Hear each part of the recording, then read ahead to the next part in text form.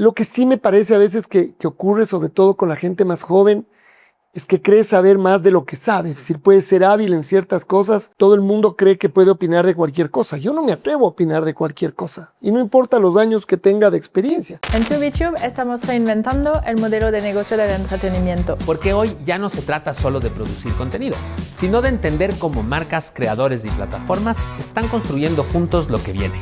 En este espacio vamos a conversar con quienes están moviendo las piezas de esa transformación. Creadores que marcan tendencia, Los empresarios que están cambiando la forma en que se hace branded content. líderes de plataformas e innovadores que están redefiniendo las redes. Esto es Generation Tubi. Hola audiencia de Generation Tubi, el día de hoy tenemos un gran invitado, Alfonso Lazo Ayala. Para aquellos que no lo conocen, es la voz del fútbol ecuatoriano durante 4 décadas ya. Hijo de Alfonso Lazo Bermeo, decano del periodismo deportivo ecuatoriano, creció viendo cómo su padre llevaba la emoción del fútbol a 13 Copas del Mundo. Pero hay otra faceta. Fuera del micrófono, Alfonso enciende el fuego, pone la carne y lo documenta todo. Más de 660,000 seguidores en TikTok, 10 millones de likes, contenido sin producción de televisión, sin equipo como está acostumbrado en el canal, sin estrategia y aún así uno de los creadores de gastronomía más seguidos del país.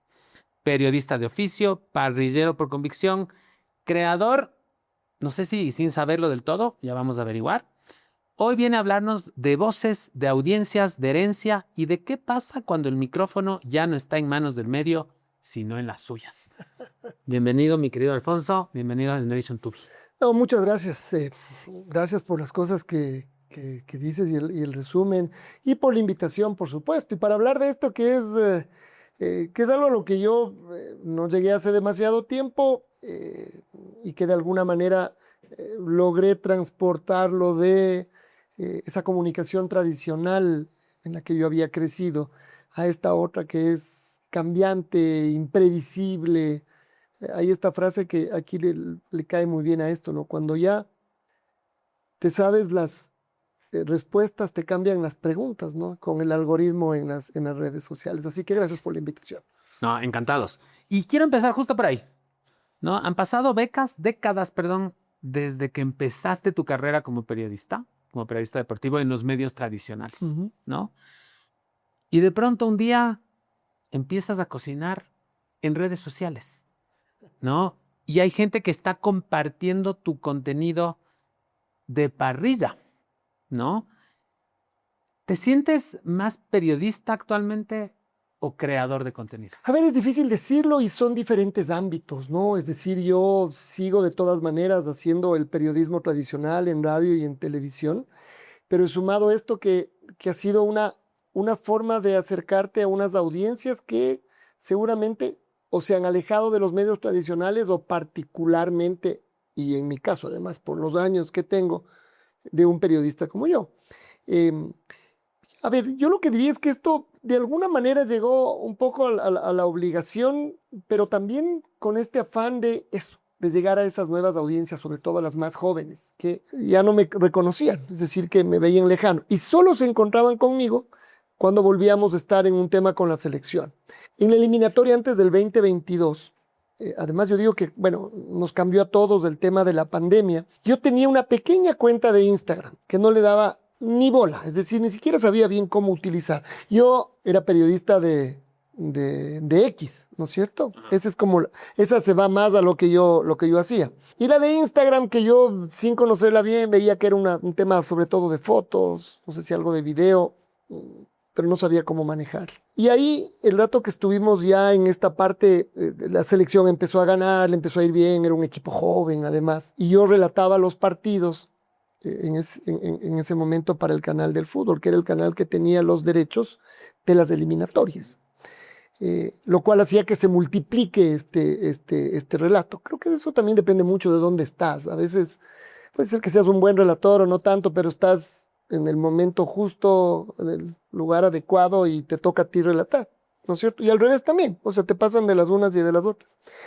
Y entonces ahí alguien me sugiere, me dice, ¿por qué no subes los goles? Porque ya empezaron a dar vueltas algunos de mis relatos, empezaron a dar vueltas en las redes sociales.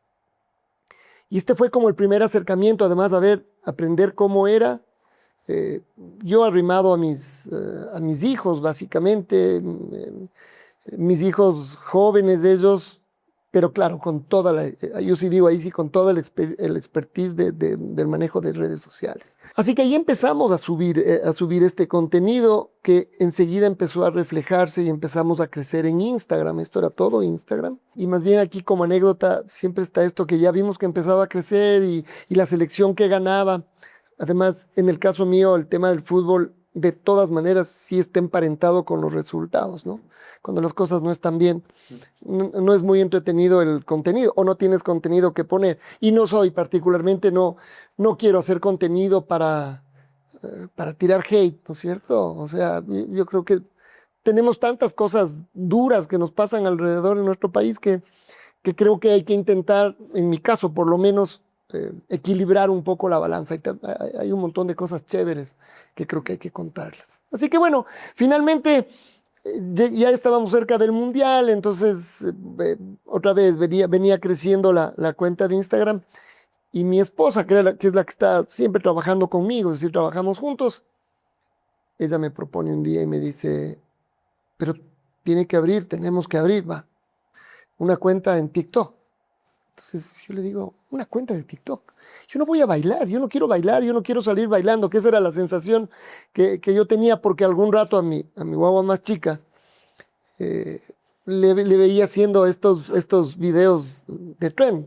Todo esto después lo fui conociendo. Entonces me dice, no, si no tiene que bailar, ahí hay cómo subir diferentes cosas. Digamos que si quiere lo mismo que subimos en Instagram. Y finalmente me convenció, me obligó y terminé abriendo el TikTok. Y así nos fuimos al mundial. Allá llegamos con 6,000 seguidores, esto en 2 semanas que se había abierto y llegó en 6,000 seguidores. Pero claro, ahí sí, además, lo que sí me pasó es que ahí había contenido para subir. Estábamos en un país extraño, con el mundial encima, había camellos, águilas, bueno, todo es desierto. Y la selección que jugaba. Y la selección comenzó ganando. Y esto además generó, porque jugó el partido inaugural, y esto generó un boom. Y bueno, subimos a 80,000 después del primer partido, subimos a 80,000. El cuento corto es que regresamos con 260,000 seguidores en TikTok. Y eso que a la selección no le terminó de ir tan bien como pudo haber sido. ¿Y era el mismo contenido que tenías en Instagram? ¿O era un El mismo contenido, diferenciado? el mismo contenido, muy parecido. Y ahí sí ya no habría vida. O sea, ponerse a hacer 2 contenidos y además tener que hacer radio y hacer televisión, y vivir también, o sea, es como, y eso que ahora es muy demandante, ¿no? Cada vez es más demandante. Y cierro esto cuando ya volvimos. La pregunta fue, ¿y ahora? Porque el próximo mundial está a 4 años. ¿Qué vamos a subir? La selección no juega todo el tiempo. Y entonces fueron unos meses un poco complejos con temas. Además, yo básicamente había subido temas de fútbol. Además, salvo estas coberturas más grandes, yo ya no soy un periodista de estar en las cosas más chicas, en el día a día. Yo no estoy en la calle, estoy haciendo un montón de temas de oficina, administrativos. Entonces también desde ese punto de vista para mí era más difícil. Hoy me voy a un entrenamiento, no sé, de un equipo y ahí me invento algo. Y empezamos a hablar y claro, ahí es que viene esto, justo lo que tú decías. ¿Por qué no subimos algo que nos acerque a la gente, que nos haga más normales? Para eso son las redes sociales, para enseñar estas cosas que no están en la televisión o en la radio donde se nos puede ver como lejanos, serios haciendo esto. Y mi mujer me dice, ¿por qué no sube una de las parrillas que usted hace? Es decir, además de eso es algo que le encanta hacer. Así que subimos y el primer video, que fue además un pequeño lechón a la cruz, además de ese primero, no lo subí con relato. Simplemente fue un tema de tomas y una música y se subió. Y tuvo un montón de comentarios y entonces fue como, sí, esto puede funcionar. Y ese es el camino donde empezamos, donde nos dimos cuenta que esto nos acercaba, nos hacía más de carne y hueso y sobre todo nos llevaba a un público que ni yo conocía ni me conocían a mí y que se multiplicó en todos estos años. Ya vamos a ir un poquito más allá. Si hoy día tendrías 25 años, ¿abrirías un medio o te meterías al mundo digital? Seguramente en el mundo digital. ¿Sabes en quién he pensado? Mi papá. Mi papá, él todavía es, eh, o sea, imaginemos, él comenzó a trabajar a mitad del siglo anterior, eh, donde no había, por supuesto, el celular, las comunicaciones eran absolutamente diferentes, la radio, la prensa. Él fue un periodista de mucho tiempo de medios escritos, eran muy importantes. Y después apareció la televisión y él también estuvo ahí. Pero él siempre traía cosas y estaba buscando tecnología. Pero imagínate que eran las tecnologías, las grabadoras de cassette, primero de cinta, después de cassette, más grande, más chico, unos micrófonos y cosas como estas. Era aficionado por su familia a la fotografía. Yo me hice aficionado a la fotografía y al video, por eso también y por nuestra profesión. Y digo, mi papá con un celular.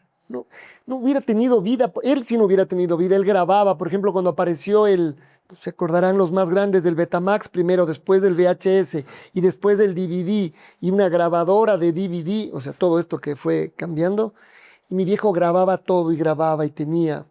Después llegó un rato en que ya no tenemos dónde dejar todos los casos. Entonces, un tipo que guardaba muchas cosas, yo digo, él con tecnología, no, se hubiera vuelto loco. Entonces yo digo que es difícil decir, tal vez por la época, sí, tal vez por la época. Sin embargo, creo que hay algo que todavía funciona, si no en todos los medios tradicionales, en algunos, y que creo que tiene que ver con el orden, creo que tiene que ver con respeto, que te pueden ayudar a manejar ciertas cosas, porque lo que sí me parece a veces que ocurre, sobre todo con la gente más joven, es que cree saber más de lo que sabe, es decir, puede ser hábil en ciertas cosas, pero en el periodismo y en la comunicación, todo el mundo cree que puede opinar de cualquier cosa. Yo no me atrevo a opinar de cualquier cosa. Y no importa los años que tenga de experiencia. Trato de opinar de las cosas que sé. Incluso en la misma parrilla. Yo me declaro un aficionado a la parrilla. Yo no me voy a poner a discutir con chefs que han estudiado esto y que vienen haciendo esto durante 40 años. En algunos casos puedo hablar con ellos, intercambiar opiniones, darles mi opinión de alguna cosa, pero siento que tengo que ser muy respetuoso. Eso, por ejemplo, creo que es algo que de todas maneras a veces se va de las manos, ¿no? Y la búsqueda de los likes y de los seguidores ha hecho que también las redes se vuelvan súper agresivas e irrespetuosas. Y, por ejemplo, en lo que yo hago, en el tema del periodismo deportivo, hay muchos chicos que creen que se van a hacer más conocidos, famosos, tirando lodo, ¿no? O sea, y tratando mal, por ejemplo, a los mismos deportistas, a los futbolistas, a los técnicos, porque reciben eso, otra vez, unos pocos likes y unos comentarios, eso es lo que hay que hacer. Y uno dice, y no se construye nada, porque no es que propones algo. Entonces, creo que de todas maneras, creo que sí debería haber una mezcla. Los medios y los controles que hay, de todas maneras te van formando. Que no quiere decir que te digan lo que tienes que decir o dejar de decir, pero que lo tienes que hacer con responsabilidad y con sentido común. Así que, ¿cuál de los dos? Una mezcla de los dos seguiría pensando, pero indudablemente que comenzaría teniendo más skills, ¿no es cierto? Que es lo que, claro, a nosotros nos cuesta más la tecnología. Y eso que yo corrí con ventaja porque yo sí edité siempre toda mi vida, más allá de que haya sido en otros formatos. Pero cuando sabes cómo editar, después lo único que tienes que es ir viendo cómo funciona la tecnología. Y por supuesto, la tecnología de ahora es mucho más fácil, ¿no? Digamos, editar a tu edad o a la mía era haber pasado por la universidad, entrado a un canal que te enseñen. Ahora mi hijo de 14 edita en el celular. O sea, no, y el CapCut o cualquiera de estas, Sí. corta, pega y sabes que sale todo. Entonces, bueno, no sé, una mezcla. Clarísimo. Voy a irme como te dije, nos gusta entrar a lo humano, a lo personal. Y tú tienes un apellido que tiene historia, ¿no? Y tienes un papá, que hablaste de la hora, que de verdad era la institución del periodismo deportivo, ¿no? Y tienes una hermana que es cantante. ¿Qué significó crecer en ese espacio, en esa familia, bajo la sombra de o acompañado de? ¿Cómo fue crecer para ti? Pero yo creo que esto, Es decir, para alguien que está ahí metido, además, como siempre fue mi papá, que era un tipo normal, o sea, era apasionado y gritaba a muerte los goles y se enojaba con lo que él consideraba eran las injusticias deportivas y yo crecí con él y acompañé siempre. Además, yo tuve la suerte de estar en una época de chico en donde no había las restricciones que había hoy, además muy pocos medios, muy pocos periodistas. Entonces yo me moví en el estadio ya no de la mano de él, sino solo, iba y volvía, me metía a los vestuarios, eh, pero yo creo que nunca llegó a transmitirse esto de quién era mi papá. Es decir, eh, no era un tema primero de estar, yo tenía un problema que además después un problema, me decía yo a mí mismo y cuando fui creciendo lo trataba de evitar, que no quería decir mi nombre, porque no quería decir que la gente me trate de otra manera por eso. Y entonces, más bien era normal. Yo a mi papá le conocía como un tipo cercano que le gustaba el canto, es decir, además del deporte, pero le gustaba la música. Era un tanguero, pero también le gustaba la música deportiva. Tenía una colección gigante de música deportiva. Ahora casi no existe la música deportiva. Aficionado a la comida, pero particularmente a los cangrejos, a la carne también, pero antes no comíamos mucha carne acá, la carne de acá ha ido evolucionando, entonces eso también fue cambiando. Entonces, el rato que me preguntas de cómo era, no sé, era un papá normal, era un papá cercano, era un papá que abrazaba, un papá que jugaba con nosotros. Entonces era un papá, no era un papá famoso y cuando le saludaba a alguien, él siempre se paraba y saludaba. No había celulares, así que nadie le pedía fotos, alguien le pedía que le firme algo o alguien se acercaba a saludarle y a decirle cosas y nosotros más bien nosotros nos poníamos un poco nerviosos y él siempre estaba bien.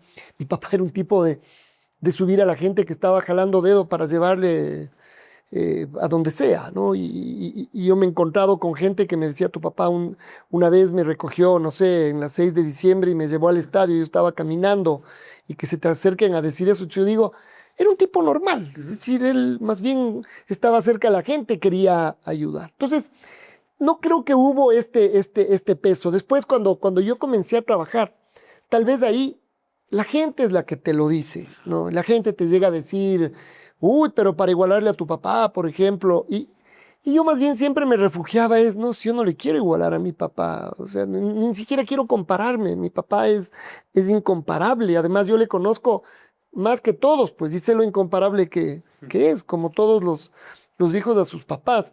Entonces, ese nunca fue un tema. Yo, incluso cuando comencé a trabajar y después durante todos esos primeros años que tuve la suerte de trabajar con él, para mí era una forma de ayudarle a él, de quitarle cargas. Cuando yo ya me hice cargo después del programa de televisión y después yo ya estaba al frente del tema de la radio, a mi viejo le dio tiempo para hacer otras cosas, se dedicó al municipio y él después fue concejal y vicealcalde y él estaba feliz ya en esa nueva etapa de su vida, ya iba a relatar, pero ya sin todas las o la mayoría de las preocupaciones que tenía del trabajo. Entonces eso para mí, por ejemplo, fue muy importante en todos esos primeros años de aprendizaje y de crecimiento. Y mi hermana Margarita se terminó siendo cantante porque la música estaba ahí todo el tiempo.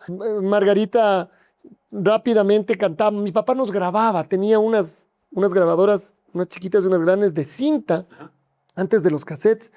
Y yo tengo unas grabaciones cuando éramos muy chiquitos y nos grababa y nos hacía cantar. Y después, eso por ejemplo es extrañísimo, lo podía hacer alguien que tenía estos equipos que le servían para su trabajo, pero si no, el que no trabajaba en esto no tenía una máquina de cinta de audio. Éramos una familia a la que le gustaba la música, que éramos aficionados al deporte. Mi mamá fue siempre deportista y aficionada al deporte, que vivíamos con pasión. Entonces yo termino diciendo, éramos una familia normal y corriente que trabajaba alrededor de esto, pero sin ninguna pretensión de nada, ni pensando en que vas a llegar acá o más acá, sino que tenías a este papá que le encantaba y que se ponía feliz cuando cantaba la Margarita, yo después cuando yo estaba con él y relataba. Y pensando en eso, porque dijiste algo que es clave, ¿no? Estar en el momento indicado, en la situación, con la gente indicada. Cuéntanos de ese momento donde a los 19 años Básicamente entras a un programa de televisión y te empiezas a acercar. A ver, lo que pasa es que yo siempre estuve con mi viejo. Como yo te decía, le acompañaba a todo, pero no solo al fútbol. Además, aquí había un solo estadio, aquí se jugaban 3 partidos en un día o 2, pero había tripletas. El domingo comenzaba a las 8 de la mañana y terminabas a las 2 de la tarde, o el sábado comenzaba a las 3 y terminabas a las 9. Y yo estaba siempre en el fútbol, pero había básquet y había box y había otras disciplinas como la equitación. Y mi papá era, no, yo digo que él no solo era periodista, era aficionado al deporte. Entonces, hasta las cosas que no tenía que ir a trabajar o cubrir, iba. Y yo me fui convirtiendo en su compañero desde chico. Entonces yo iba con él. ¿Qué tenemos? Básquet.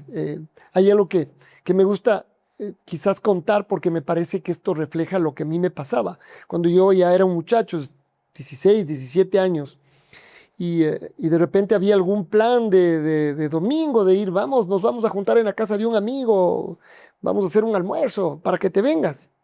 El domingo yo no puedo, el domingo hay fútbol. Entonces, claro, me decían, fútbol, bueno, pero no vayas esta vez, no, yo no voy a ir al almuerzo, yo me voy al fútbol, yo tengo fútbol, ¿no? Y esto era yo, cuando era chico iba a ver fútbol y me pasaba viendo fútbol. Cuando era más chico jugaba también en el estadio ahí atrás con los vasos, con unas bolas de aire, unas pelotas de aire. Pero para mí era estar alrededor del deporte. Entonces, y yo le ayudaba a mi viejo cargando cosas. Además, antes los equipos no son como ahora, pues estas cámaras. Cuando recién llegó la primera cámara a color, que era una cámara, digamos que de este tamaño, no era tan grande. ¿Por qué? Porque la mitad del tema del color tenía una piedra, que se conectaba. Y otra piedra era la que le daba la energía. Entonces tenías 2 cosas de este tamaño que tenías que cargar solo con la cámara, que a su vez estaba conectado a una casetera, donde estaba el cassette, que pesaba. Y para sostener estas cámaras necesitabas unos trípodes pesadísimos. Además, todo ha ido cambiando también, hasta el material de estas cosas. Entonces yo solía ser el secretario del camarógrafo, entonces yo era de los que ayudaba y después los equipos de radio. Entonces yo siempre estuve involucrado, pero ni por acá. A mí me gustaban las matemáticas, pensaba que mi papá quería que yo sea ingeniero. Y es decir, yo digo como la mayoría de los chicos que cuando llegan a este tema del cerrar el colegio, hay algunos que creen saber qué hacer y después cambian de carrera, pero la gran mayoría terminan estudiando casi que lo primero que llega. Bueno, yo me gradué del colegio y me metí en la poli a hacer prepo, porque además la poli tiene estos prepolitécnicos que son para filtrar a todos los que, por supuesto, van a botar la toalla rápidamente. Yo terminé siendo uno de esos, por supuesto. Pero ahí coincidió, este es del año 84, y ese año se jugaban los Juegos Olímpicos, se realizaban, perdón, los Juegos Olímpicos en Los Ángeles. Y un viejo periodista, amigo de mi papá, entonces ni este viejo periodista ni mi papá eran tan viejos, obviamente, que es Jaime Jarrín, que él hizo su carrera ya en Los Ángeles y se convirtió en la voz latina de Los Ángeles y trabajó por muchos años. Era amigo de mi papá, que había trabajado muy poquito tiempo antes de irse. Y le llamó y le dijo, se ha formado una gran cadena de emisoras latinas, es decir, habla hispana, y quiero que te vengas acá a que me ayudes a relatar ciertas cosas, fútbol, básquet, atletismo. No, o sea, yo digo, para mi papá eso debe haber sido una cosa fantástica. 3 semanas de Juegos Olímpicos y además relatando, no. En una época donde nosotros deportivamente prácticamente no teníamos trascendencia, ¿no? Donde perdíamos, además en el fútbol, que era nuestro deporte, perdíamos siempre y bueno.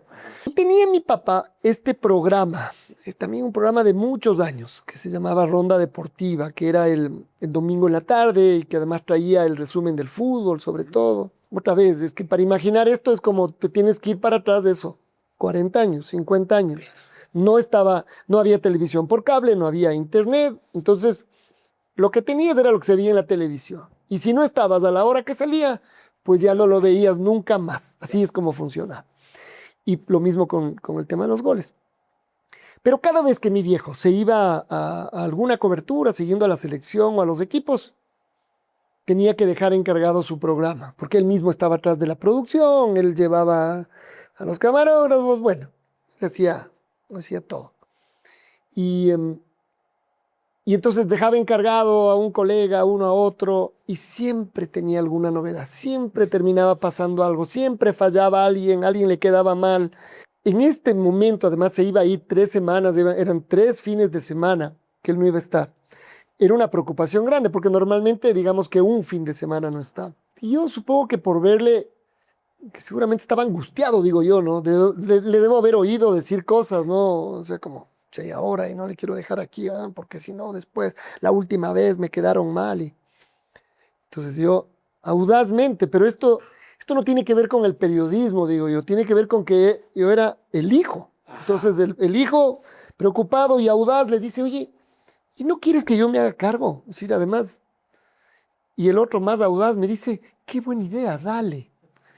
Entonces recién el rato que comenzó esta armada, y claro, yo digo, porque yo sé, en esos meses, últimos meses, había empezado a ayudarle a un par de amigos míos que eran camarógrafos, o sea, que empezaron a trabajar de camarógrafos, y yo les llevaba, yo estaba feliz de ir a todas estas cosas, pero yo ayudaba, era el cargador.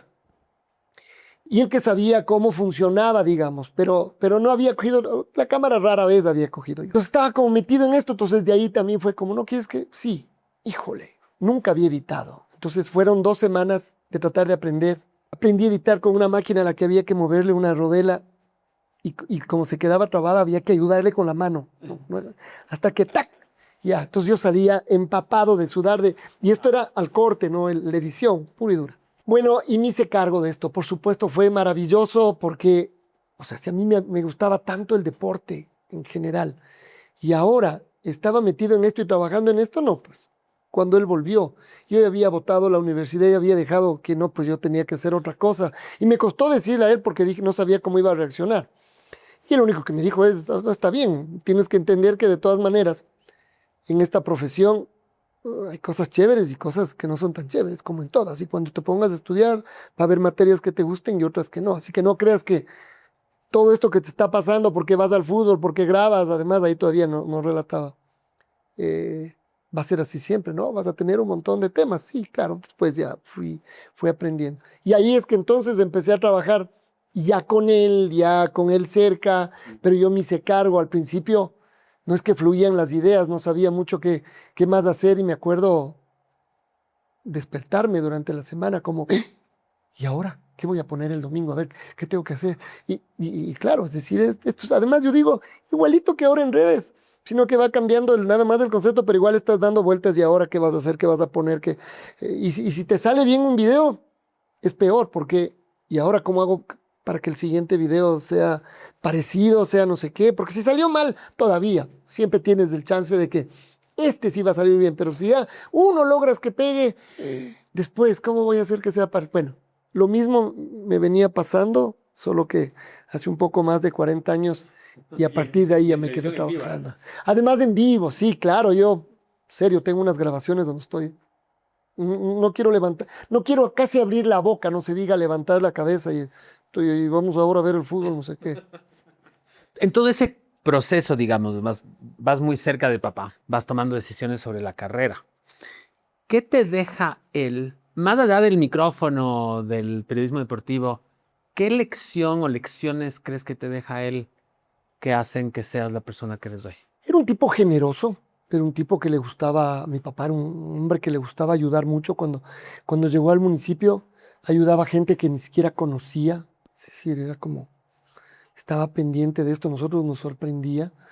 Un tipo riguroso, eso tiene que ver yo creo que más con su profesión, de ser muy riguroso, de comprobar las cosas. Antes, esto además que, imaginémonos, nos vamos para atrás, hace 50 años, 40, 30, había que ser riguroso con la información. Yo no sé si ahora es más difícil serlo con las redes sociales, por donde puedes encontrar 1000 cosas diferentes que no son ciertas y asumir que alguna de esas sí es. Antes no había demasiadas fuentes para comprobar. Entonces no sé cuándo era más difícil. Si antes que no había fuentes, ahora que hay 1000. Pero era la búsqueda del rigor, no asumir cosas mientras no estén contrastadas, por ejemplo. Y yo creo que eso aplica en mi caso, a la comunicación, al periodismo, pero también aplica al día a día, a las relaciones. Eh, un tipo apasionado. Yo creo que la pasión que él tenía por su familia, por el deporte, por el país, por la ciudad, eh, yo creo que eso era heredable desde el punto de vista de que se veía y te podías contagiar. Mi papá siempre sostenía que para ser periodista deportivo lo primero que tenías que ser es aficionado al deporte. Después, todas las herramientas periodísticas las podías aprender en el camino, pero lo primero que tenías que tener es afición. Y en el camino yo entendí que era así, yo era muy aficionado y después ya veremos. Pero en cambio me encontraba con un montón de colegas que empezaban a trabajar en periodismo deportivo y que no eran aficionados al deporte, sino que les tocó encontrar una brecha, se metieron y después querían salir rápidamente, después no querían trabajar los fines de semana. Yo vengo trabajando los fines de semana desde que comencé en esto. Trabajaba y trabajo todos los domingos. Es decir, es raro el domingo que no haya trabajo por fútbol o por el programa. Y cuando no hay fútbol, hay programas de radio y de televisión. Eso sostener individualmente y familiarmente tampoco es sencillo. Entonces, las familias de los periodistas deportivos tienen este tema complejo, ¿no? Además, no se acaba, no evoluciona, no es que vas a dejar de serlo, ¿no? Pues si lo más importante es, sigue relatando y te van tocando partidos tal vez más importantes que se juegan el domingo a las 5 de la tarde, ¿no es cierto? O el sábado a las 7 de la noche. Entonces, y la cena, si vamos, será tarde y si no, ya no podemos ir. Y es como, y todos tienen que adaptarse. Entonces, creo que ahí también hay mucho mérito de mi mamá, que era la que estaba detrás de mi viejo, también un poco para aprender de esto, ¿no? De esta resiliencia también con la que teníamos que movernos. Así que sí, eso, ¿no? Su frontalidad, fue un tipo honesto. Creo que eso también, de esas cosas que no se dicen además. Es decir, yo creo que hay un montón de cosas que no aprendes porque te dicen que tienes que ser así, sino porque ves que la otra persona es así. Y entonces, y ojalá eso pase con los hijos. O sea, que todo lo que ellos te ven que haces, eso es lo que ellos van a repetir. Entonces yo creo que un poco de eso, ¿no? De esa mezcla, este amor grande que nos tenía, ¿no? Mi papá fue un tipo de guardar cosas, de tener un archivo muy grande. Desordenado, pero muy grande. Yo después cuando llegué le empecé a ordenar, porque después empecé a darme cuenta de la importancia de lo que había guardado. Y él atesoraba la memoria. Curiosamente, a mi papá le dio Alzheimer de grande, entonces empezó a perder su memoria. Eso fue muy duro para todos. Pero yo decía, tal vez por eso es que mi papá quería atesorar todas estas imágenes y los audios, eh, porque en la memoria es donde están nuestros afectos. Cuando uno pensamos en alguna persona, ¿por qué le queremos? Y empezamos a pensar lo que hemos hecho, lo que hemos hecho juntos, lo que ha hecho, y esa vez, eh, y la otra relación, la memoria siempre presente. Entonces creo que eso también, todo esto, y yo diría que ese es un poco lo que fue mi papá para mí. Estás en este mundo de narrar, de conectar con la gente de alguna manera, pero a través de un aparato distante, lejano, frío, unidireccional, Absolutamente. ¿no? Sea la radio o la televisión. Y las redes sociales de alguna manera te acercan. ¿En qué momento sientes esa necesidad de conexión? Entiendo, nos contaste un poquito, Ujú. pandemia mundial, qué sé yo. Pero ¿por qué? ¿Hay una necesidad personal? ¿Hay un vacío que empiezas a sentir? ¿Y cómo A llegas? ver, yo creo que, no sé si en algún rato nos empezamos a dar cuenta. Yo me empecé a dar cuenta que sí, efectivamente, la comunicación estaba cambiando. Es decir, estaba cambiando en la manera en la que podíamos llegar a incluso las mismas audiencias. Las audiencias se estaban moviendo. La audiencia que antes me oía o me veía se movía. Ya ni siquiera pensar en buscar otra audiencia, sino en rescatar la misma. No se vaya. Acá voy a estar más cerca. Em, es curioso esto porque empiezas a recibir un montón de mensajes que no te los esperabas. La gente es muy cálida, ha sido muy cálida, muy generosa. Eh, Hay ratos en que me puedo quedar leyendo un buen rato y hasta se me puede escapar alguna lágrima de las cosas que te llegan a decir con mucho cariño. Y entonces, quizás una de las partes que uno digo, ¿qué más debe haber ocurrido en esto? Que esto era como también entregarle a la gente ese cariño en reciprocidad, como haciendo esto que me gusta hacer a mí, que a la gente puede ser que le guste, ¿no? Relatar y ponerle ganas y cantar un gol y dar alegría y decir cosas que le alegren el día, el rato, la memoria, que puedan rescatar en el tiempo incluso. Yo estudié en Buenos Aires, estudié periodismo y me llevé un par de cassettes, me llevé varios cassettes de música, no sé qué, pero me llevé un par de cassettes que tenían el relato de mi papá de un partido de la selección, que empatamos en Argentina 2-2 en el 83.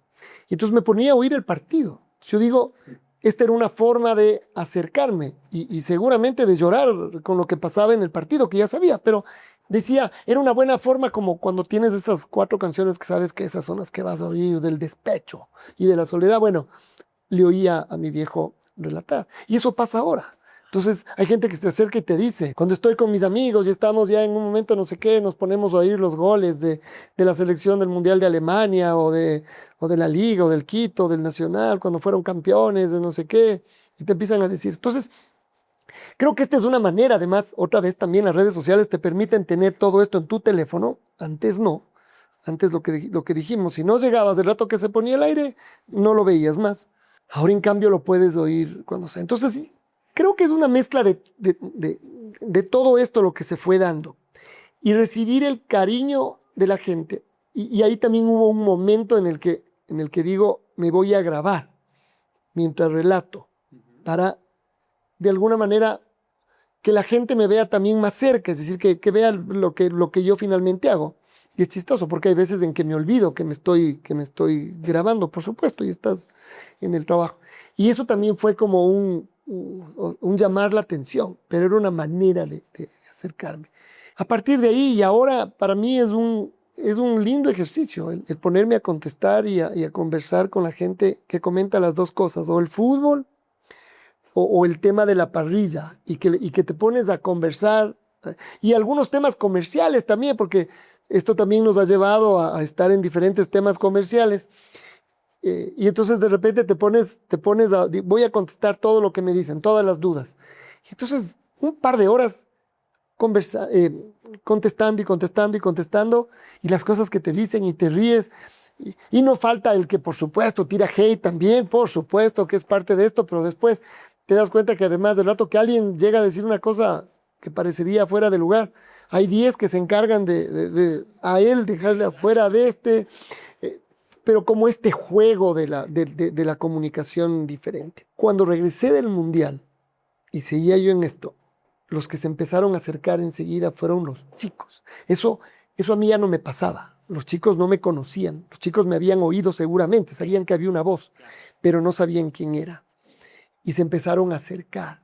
Y eso sí, además, con fotos, para darme la mano, para que firme algo, Entonces eso, por ejemplo, ha sido absolutamente conmovedor del cariño.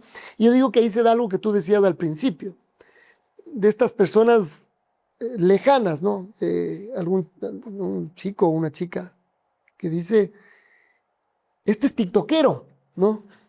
Y otro que dice, usted es el que hace parrillas en el TikTok, ¿no es cierto? Y entonces, yo, claro, ya tengo esta respuesta de siempre digo, sí, y en mis tiempos libres relato fútbol también, ¿no? Un poquito. Pero eran los chicos los que se acercaban. Había sido otro público el que de repente empezó a juntarse de nuevo y que abraza también esto que abrazamos todos. Es decir, hay algunas cosas en comunicación que son universales, en el caso del deporte y descubrimos ahora lo de la comida. También es universal y la gente se prende y además siento que el mensaje que es de buena onda también les abraza. Y entonces, de alguna manera ahí ya se hizo este clic comunicacional de lo que antes no pasaba. Alguien llamó no sé quién a la radio a decir algún comentario, bueno o malo, pero 2 llamadas a esto que es un bombardeo tremendo, además de gente de todo lado. Ah, los ecuatorianos que están lejos de acá y que te escriben. Además, o cuando sea fútbol o cuando sea cocina, pero para decirte, y yo estoy en Chile, yo estoy en Estados Unidos, yo estoy en España, yo no sé qué, y le sigo, y la selección, y vamos a estar. Dime si eso no te conmueve y te puede llenar además, ¿no? Es decir, dices, qué bueno, ¿no? Esto que nos junta, que nos sentimos ecuatorianos finalmente. Conectar entonces, conectar con la gente, el estar cercano, sentirse cercano, ¿no? La calidez y el poder devolverles también el cariño, ¿no? O sea, además, y poder contestar. Imagínate lo que es eso, hacer una charla a propósito de los temas de cocina. Claro, te empiezan a decir, ¿y cómo hacemos? Porque yo quiero probar, o cuando me invita, o cosas como estas, y entonces empiezas a dar vueltas.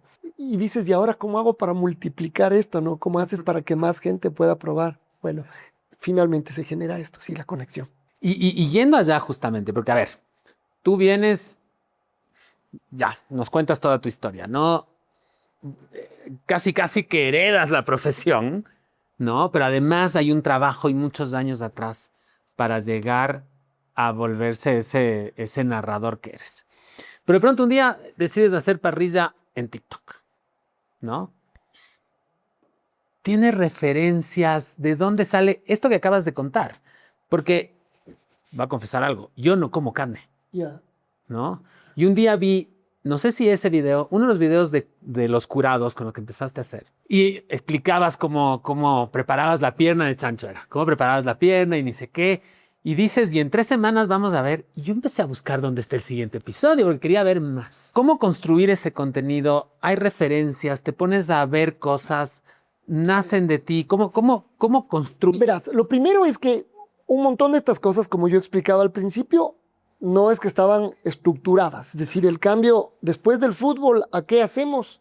Y de repente la parrilla es algo que se cruza en el camino, como esta búsqueda. Que lo descubres. A partir de ahí sí empiezas a ver por dónde vas. Y después está, de todas maneras, digo yo, grave problema de las redes sociales, pero con eso tienes que sobrevivir, que cuando ya descubres la forma de hacer y que te lleva a que mucha gente más te vea, de repente te han cambiado el algoritmo y el siguiente video ya no funciona. Y entonces es como, otra vez. Entonces, porque además no es que lo aprendes en un video, aprendes en varios videos y de repente otra vez. Bueno, ese también es un problema.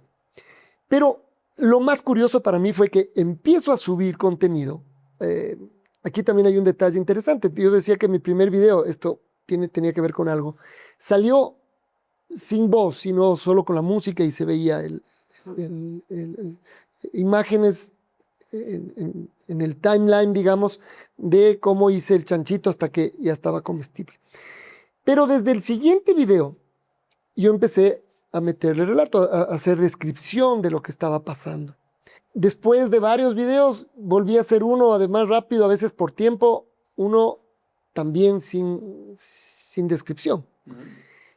Y recibí varios mensajes que te decían, ¿y por qué no está su voz? ¿Y por qué no está la voz? Hey, tiene que relatar, tiene que contar eso. Entonces, claro, ahí por ejemplo también te diste cuenta que sí, que la voz y el relato era parte de esto. Pero ves, no es que a la primera no parecía importante. Después termina siendo muy importante. El relato en mis videos es importante. Además, yo digo, es esta voz que por otro lado te transporta a este tipo de cosas, entonces que es tuyo. Y después el que relates como si fuera si bien es cierto, no es un relato de fútbol, pero vas haciendo además a toda velocidad para decir muchas cosas en poco tiempo. Ese también fue otro descubrimiento. Entonces, recién ese rato, y para mí fue curioso porque yo ya empezaba a revisar, yo ya revisaba mucho más las redes, y me empezaron a aparecer en mi timeline un montón de cosas de parrilla. Y yo digo, ¿y dónde estaban estas cosas? Claro, estás tan encerrado en lo que haces que tú sigues ciertas cosas. El rato que nos cambiamos los celulares, te vas a encontrar un mundo donde a lo mejor hay un par de cosas donde encontrar, pero después yo te voy a preguntar, ¿y de dónde sacaste esto? ¿No es cierto? Y al revés también.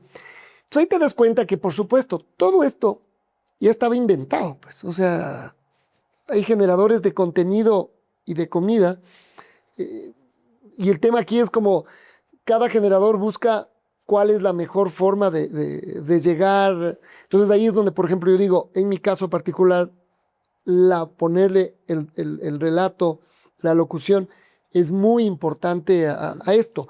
Después lo otro que es muy importante, y además es algo que yo sigo defendiendo, es que sea todo sencillo, que se pueda explicar, que yo lo pueda hacer. Si esto es tan sencillo que lo puedo hacer yo, lo puede hacer todo el mundo. No es un tema de, aquí no hay ciencia, no hay ingredientes raros que no conozco. Y entonces lo que te pusiste también es a ver quiénes hacían cosas y de repente recetas que haces, porque ese era el siguiente problema. Yo, aficionado a la parrilla, cuando venían los amigos a la casa, normalmente haces lo mismo, lo que te sale bien. Entonces haces 5 cortes, 5 platos, pero lo mismo. Y todos se van felices porque comen lo mismo. Eso se acabó en 1 mes y medio. O sea, después, ¿qué otro contenido? No vas a seguir repitiendo. Entonces, lo que sí pasó a partir de ahí es que empezaste a ir evolucionando y conociendo cosas y haciendo otras cosas y otras cosas que están regadas, perfeccionando una que otra, alguna que otra, haces tus propias mezclas. Después ya te vas dando cuenta que que puedes mezclar ingredientes y que están bien, claro, en general saben bien. Procuras no meterte en temas que ya son un poco más complicados, ¿no? Y yo, por eso, lo que decía yo también al principio, de que no tienes todo el conocimiento, entonces por eso mismo tienes que andar con cuidado, no vas a decir cosas que un chef te va a escribir, te va a decir, oye, no. Entonces, eso es otra cosa que yo procuro hacer todo el tiempo, mucho cuidado, y si hay alguna cosa que yo siento que pueda causar controversia, me pongo a investigar o pregunto a un chef que te conteste, ya. Pero en general los videos tienen que ser sencillos, limpios, rápidos, que te den hambre. Yo digo, a mí me dan hambre todo el tiempo porque cocinas una vez, ahora a veces me toca hacer varias recetas en un solo día, una sola tarde, y después lo riegas y no es que vuelves a la parrilla todo el tiempo, porque la gente te ve y dice, pero acabo de ver o no sé qué, ¿ve usted en la parrilla? No, no. Estoy mucho menos en la parrilla de lo que quisiera. Quisiera estar más en la parrilla y menos en el fútbol. Pero fuiste descubriendo estos caminos que funcionaban mejor. Yo digo que todo este tema comunicacional no dejó de ser interesante en el seguimiento y cómo la misma gente se fue prendiendo en este caso, a este proceso particular que venía espaciado a lo largo de un año. Y empieza siendo una afición finalmente, es algo que a ti te gusta y que dices, voy a empezar a grabar esto, la gente responde. ¿En qué momento dices, aquí hay empresa? Mencionaste las marcas, Sí, claro. ¿no? Aquí hay una empresa, aquí hay un posible negocio. Esto habíamos visto, pero no encontrábamos de alguna manera la salida con relación al fútbol y sobre todo porque el fútbol es muy variable, ¿no es cierto? Es decir, en los momentos de los grandes torneos puedes tener estos picos o de los grandes triunfos, pero eso no es todo el tiempo, eso es como absolutamente espaciado, ¿no? El campeonato mundial es el mejor ejemplo porque es cada 4 años, ¿no? Entonces, el rato que apareció esto y que empezaste a ver la reacción que había, además de un público diferente, creció mucho la audiencia, mi audiencia de mujeres, por ejemplo. Claro, como yo era más de fútbol, estaba mucho más bueno, la cantidad de mujeres que están y que comentan y que me dicen cosas, además de diferentes edades, es increíble. Además, claro, en muchos casos con ellas se puede hacer estas conversaciones porque en algunos casos también conocen más de lo que estoy hablando con relación a esto. Entonces, creo que casi que eso sí ya terminó siendo un tema natural, porque te empezaron a buscar las marcas. El rato que tú ya tenías los números, tu crecimiento se empezó a hacer inmenso, es decir, el crecimiento del último año con estos videos de la pata es brutal. Entonces ya pasaste en el TikTok los 700,000, en el IG en 340. Otra cosa que yo nunca tuve Facebook. Y eso que yo debió haber sido una generación de Facebook, pero no, siempre pensé que además hasta eso ha ido cambiando, que no tenía que mostrar mucho más de lo mío, es decir, lo mío es lo mío, no tengo para qué estar compartiendo, y el Facebook siempre me daba esta sensación por lo que les oía. Tuvimos que abrir un Facebook, y esto creo que fue hace un año, porque claro, el Facebook en Ecuador es muy importante. Bueno, la cantidad de gente que llega a mi Instagram por el Facebook, después ya ahora ya no al Instagram, sino solo al Facebook, porque ahí se replica todo y el crecimiento que tuve en Facebook, en nada, yo además no interactúo ahí más de lo que hago en el Instagram, es también increíble. Entonces terminas teniendo esta comunidad grandota.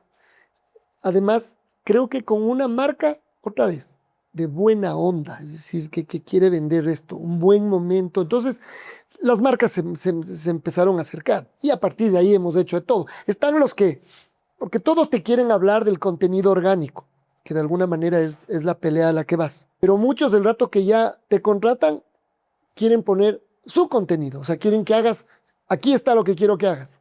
Entonces, claro, vos dices, pero esto no tiene nada de orgánico. Sí, pero ese mensaje es el que hay que hacer, si quieres. Entonces, claro, esos videos normalmente no funcionan. Algunos funcionan cuando se pone plata, pero ya sabemos que eso también es un arma de doble filo, porque vos ves un montón de videos que se publicitan y que no tienen likes. Entonces, que tenga, no sé, 500,000 vistas con 20 likes es como, eso está feo. Pero también nos ha pasado que de todas maneras nuestro contenido es un contenido cuando se trata de cocina que tiene este timeline parecido, que incluso algún video que la marca lo ha compartido termina teniendo, sí, muchas visualizaciones y también muchos likes. Es decir, el contenido está bien. Pero pasa mucho esto y tú lo debes conocer bien. Es decir, esto de el mensaje puro y duro comercial. ¿Y qué es lo que más les cuesta cambiar? Claro. No, y además, digamos, dijiste algo que es clave, ¿no? Y es el hecho de que tú haces un tipo de contenido que hace que la gente conecte contigo.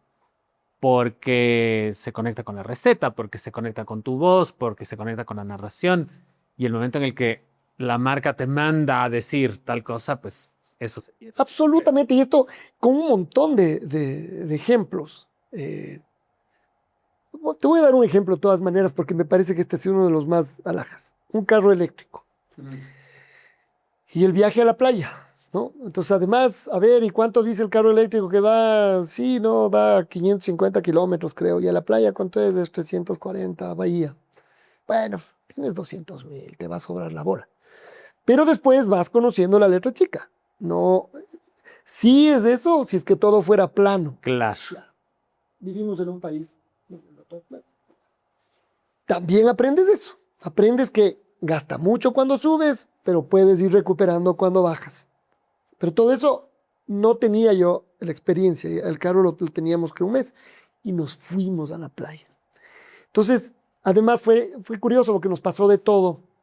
El día que nos íbamos el día anterior que nos íbamos a ir, había que ponerle a cargar la última parte, estaba en 75% y de repente dejó de funcionar el cargador rápido de la casa.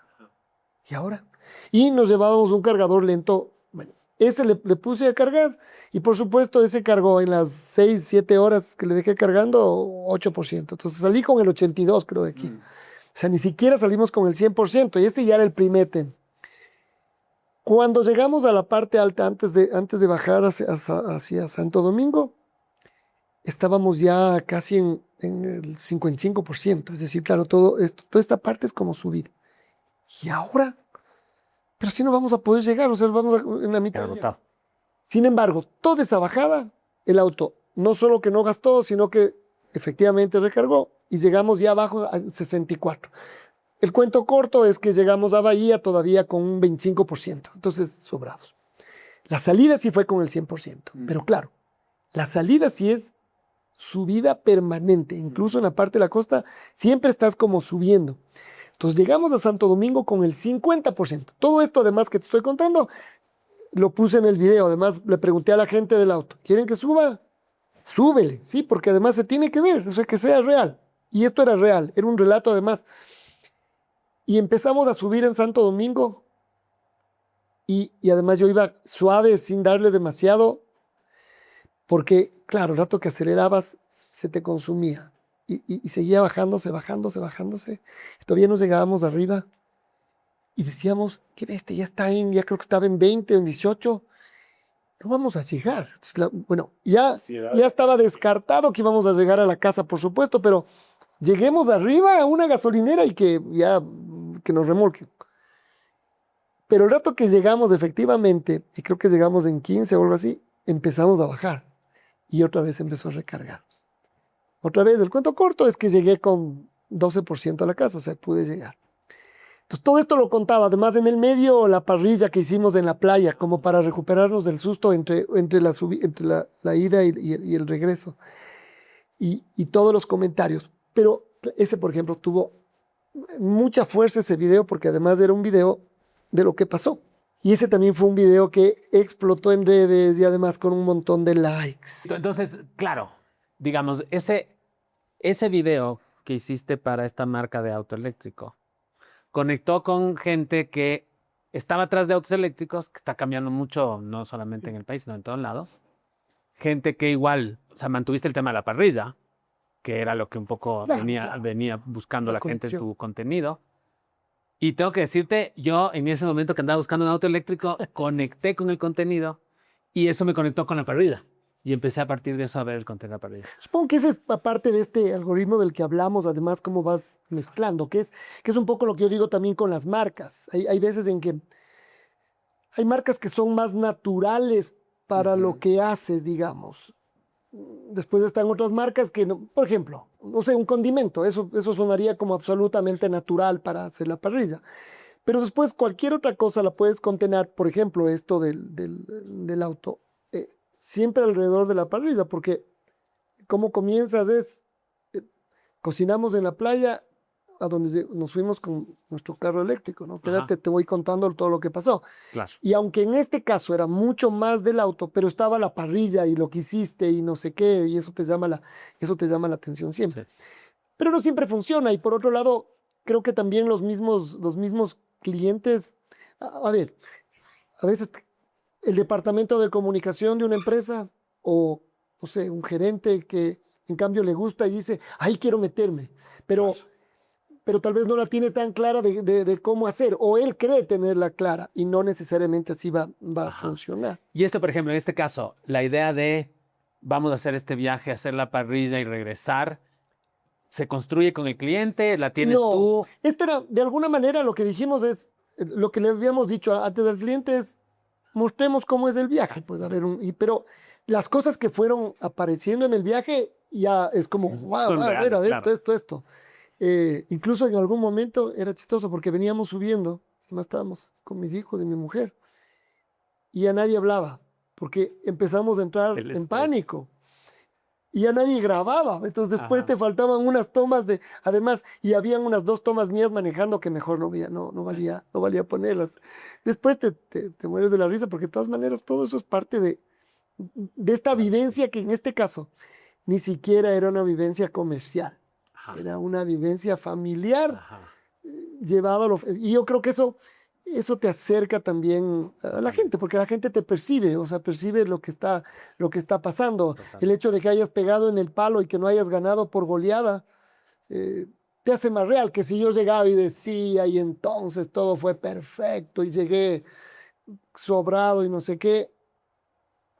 Ahí sí va a parecer como evidente panfleto, o sea, eso parece una frase de cliché. Y creo que de la otra manera conectó y funcionó.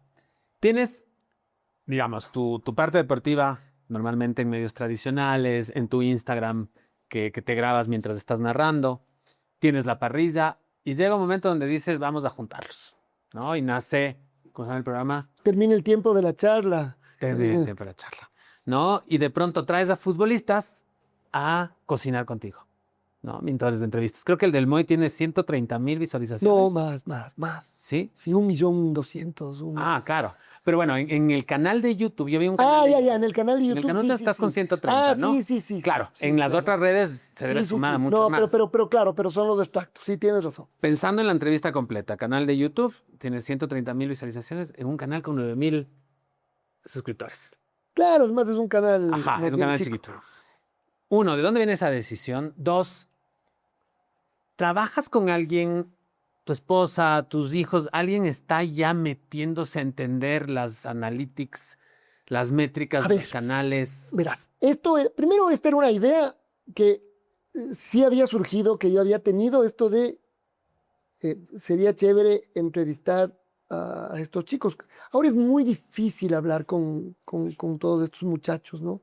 No solo que no viven aquí, sino que viven como encerrados. Ajá. Además, una cosa que yo me doy cuenta es que eh, viven bien recelosos, Ujú. precisamente por esta agresividad que puede haber en las redes. Así como hay un montón de gente que sería chévere que ellos conversen con, también hay un montón de gente que son capaces de preguntarles estas cosas, que lo que quieren es que traigan likes, no al jugador, sino a mí. Es decir, una máxima del periodismo siempre fue que el entrevistador, el periodista, no es la estrella, ¿no? Siempre es el invitado, siempre fue. Ujú. Y ahora eso ha cambiado mucho con las redes. Ahora Ujú. la estrella parece que es el que entrevista y el otro es casi como un accesorio. Entonces, y después ¿no? Mi hijo mayor, que él no está tan metido con esto conmigo, pero él algún rato me llegó a decir, bueno, lo hablamos en general. Lo hablamos con mi mujer y con mi hijo Juan José. Con ellos dos es con los que más trabajo. Mi hija Amelia, ella es súper tecnológica, hace mil cosas, pero como hace mil cosas tiene poco tiempo Ujú. para ayudar, pero ella edita, por ejemplo, varios de los videos que están subidos, Ah, ella edita. Además, con mucha facilidad, ¿no es cierto? Y entonces ahí es que surge esto. ¿Y cómo traes a los jugadores? Ahí empieza a ser lo bravo. Y este fue un tema, además yo digo, se cruzaron las cosas, los jugadores.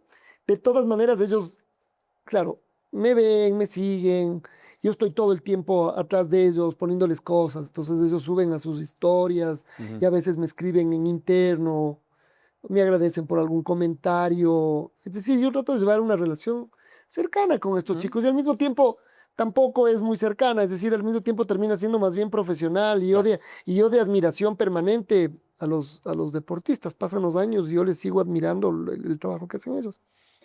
Em, y entonces ya me había encontrado en un par de partidos amistosos, esto fue hace 2 años, y que ahí yo pude estar en zona mixta. Eso es algo que, como yo te digo, que normalmente yo no hago. Yo no estoy en las zonas mixtas, yo Claro. estoy en la cabina relatando. Pero aquí tenía que tirar los centros y cabecear, entonces bajé con todo y estuve en las zonas mixtas. Y ahí aparecen los chicos.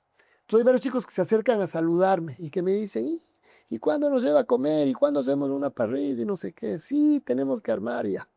Entonces, eso además simplemente era como, te das cuenta que ellos, como todos, están, por supuesto, metidos, saben quién es quién y qué hace quién. El Moy Caicedo abrió una agencia con sus hermanos, una agencia de representación, y me llamó para que yo le ayude en la presentación, para que yo sea el que conduzca el evento. Y entonces ahí fue la posibilidad de conversar y Ya. decirle, hagamos esto. Bueno, esto se armó, por supuesto, en los días anteriores y al día siguiente llegó con su familia y le pudimos grabar. Lo que sí pasó es que a partir de que apareció el Moy, se fueron abriendo una que otra puerta.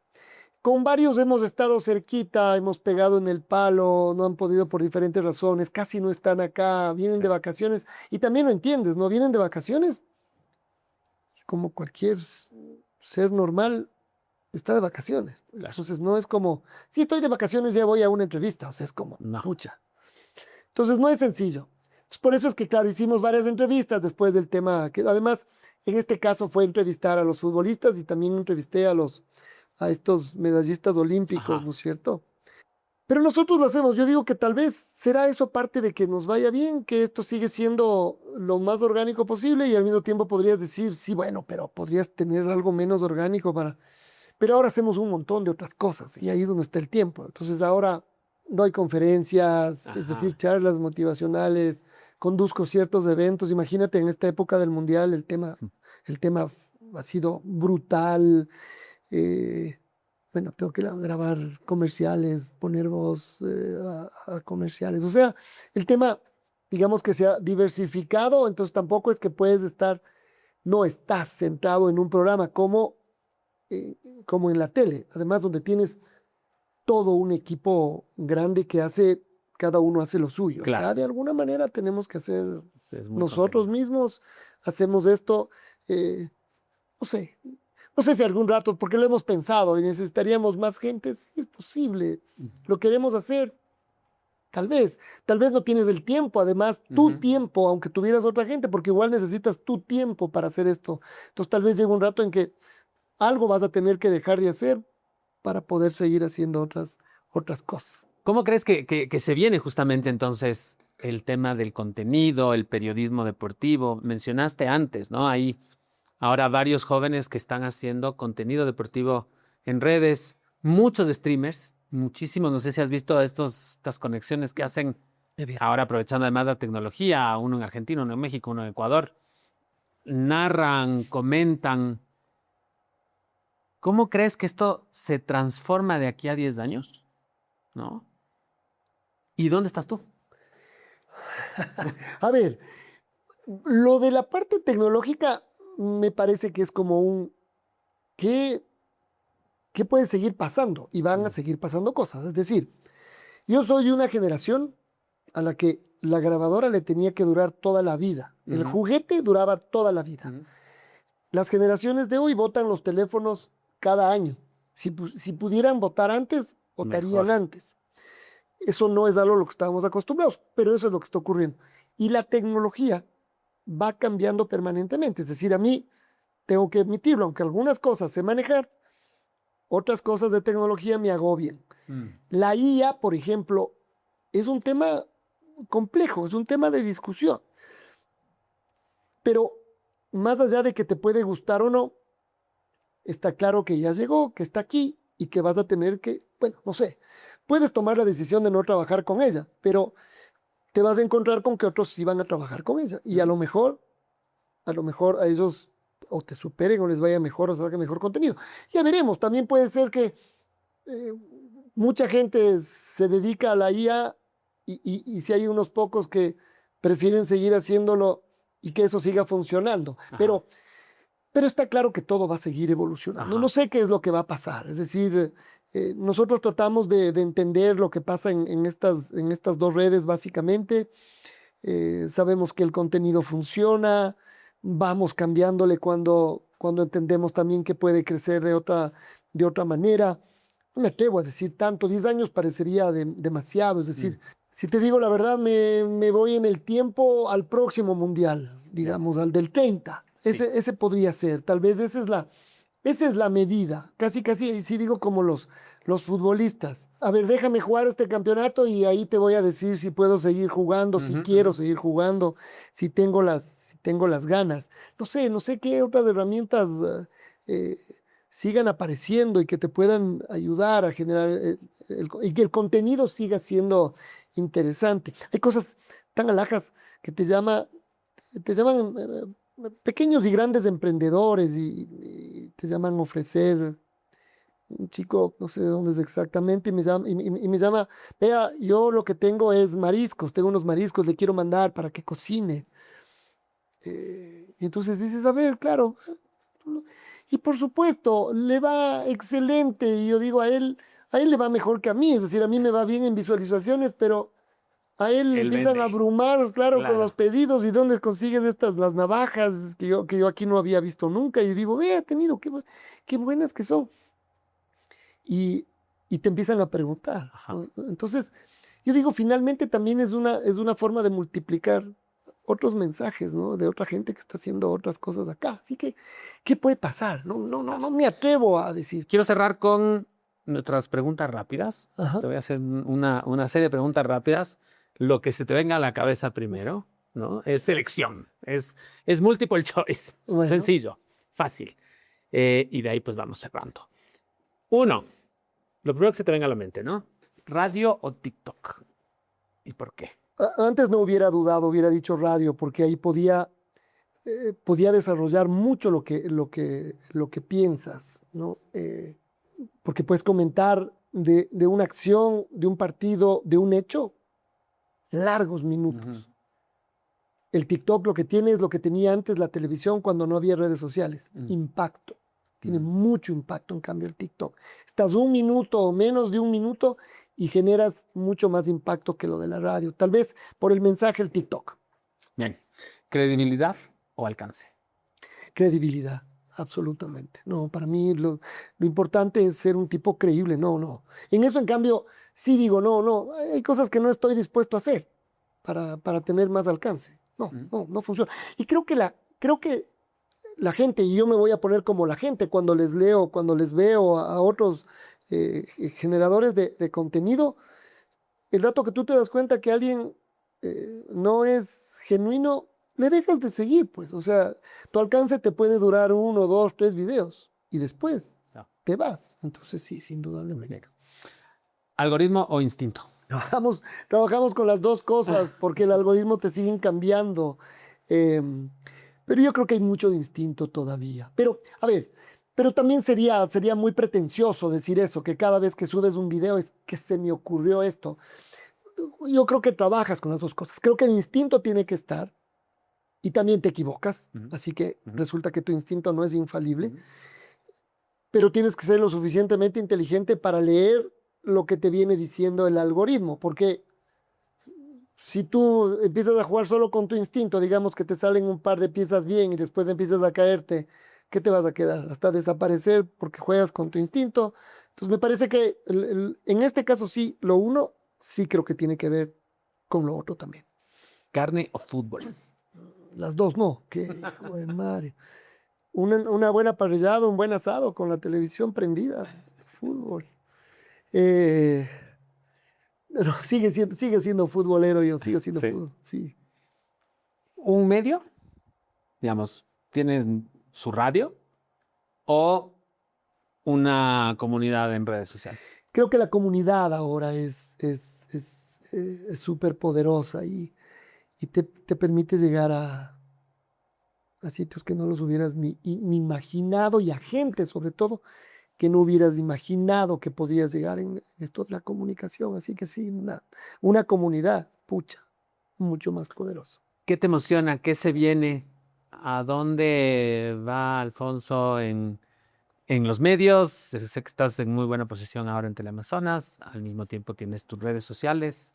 A ver, bueno, el mundial mismo es como esta cosa que está aquí, pero yo sobre todo sueño en estos deportistas, en nuestros futbolistas y en los deportistas de élite que nos representan.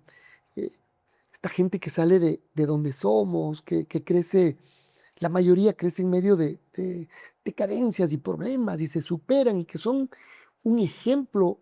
Para mí los deportistas son un ejemplo de estas dos cosas que creo que son claves en la vida de todos, la disciplina y la perseverancia, ¿no? Si todos lográramos tener una parte de esa disciplina y esa perseverancia que tienen nuestros deportistas, sí, seguramente que seríamos mejores personas y seríamos mejores para la ciudad y para el país. Entonces, ¿qué auguro yo? Poder seguir relatando triunfos, poder seguir llevando buena onda, es decir, buenas noticias. Sí hay buenas noticias, sí hay cosas chéveres, destacando y defendiendo a estas chicas y a estos chicos que nos representan y que no siempre tienen todas las herramientas para hacerlo. Creo que en mi caso las redes sociales terminan siendo una herramienta de comunicación para contar, para transmitir, para emocionarnos con ellos, que nos emociona un rato. Yo siempre pienso en los triunfos del fútbol nosotros vamos a volver al día siguiente después de un partido a volver a hacer lo que hacemos siempre, a trabajar, a estudiar, lo que estemos haciendo. Incluso si no la estamos pasando bien, vamos a volver. Pero nuestros deportistas y los futbolistas también nos dan un rato de alegría, ¿no? O sea, la vida también es como un rato de eso necesitamos tener, ¿no es cierto? Es decir, no solo estamos en el estrés, en la preocupación, en lo que no tenemos, en el problema que tenemos que afrontar.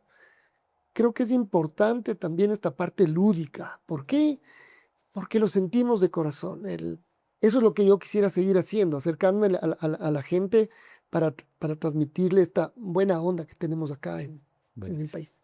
Y para cerrar, ¿qué le dices a ese joven que está luchando con sus papás porque quiere ser periodista deportivo y los papás le están diciendo, ándate a estudiar otra cosa? A ver, la profesión de periodista deportivo es como todas las profesiones, es decir, la profesión generador de contenidos. A lo mejor hay un montón de chicos que están soñando en ser generador de contenidos y como son tantos, va a llegar un momento en que va a ser un embudo. Pero como los ingenieros y como los médicos y como cualquier profesión, ¿no?